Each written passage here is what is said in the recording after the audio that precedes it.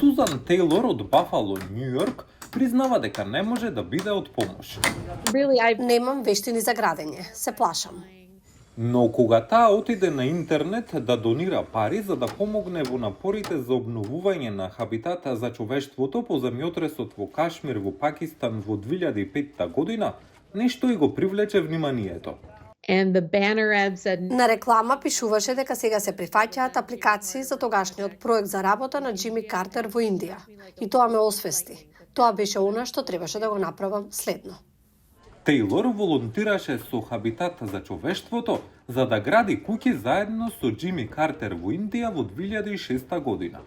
Таа учествуваше во уште десетина градежни проекти организирани од поранешниот претседател и неговата сопруга Розалин низ целиот свет. Ако ме прашате дали тоа е поради семејството Картер, тоа е единствената причина поради која се вклучив. Семејството Картер секоја година поминува по една недела градејќи куќи за Хабитат за човештвото. Останатите 51 недела беа поминати во служба на нивниот непрофитен центар Картер, кој се бори против болестите, гради надеж и дава мир низ целиот свет. Нешто што Крис Џонс од Портланд, Орегон, не знаеше кога бараше организација да донираат пари. Џонс и неговата сопруга Барб биле импресионирани од финансискиот менаџмент на центарот. Се испостави дека нешто што не го знае во тоа време, но Џими Картер е штедлив и внимателно следел како се трошат средствата.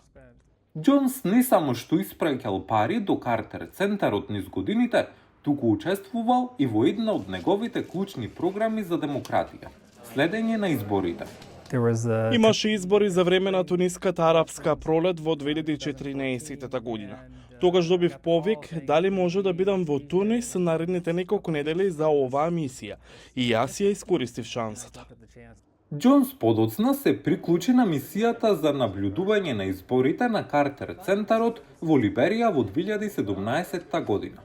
Тој е благодарен што глобалната хуманитарна работа на семејството Картер му понудила можност која ја надминува финансиската поддршка. Тој вели дека неговото искуство со наблюдување на избори било трансформативно.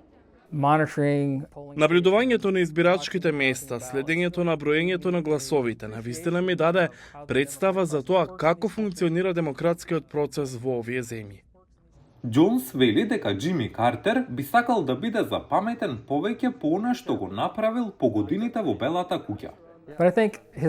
Мислам дека неговото најгордо постигнување беше Картер центарот и навистина сакам светот да се сеќава на тоа, колку беше трансформативен и колку многу постигнал.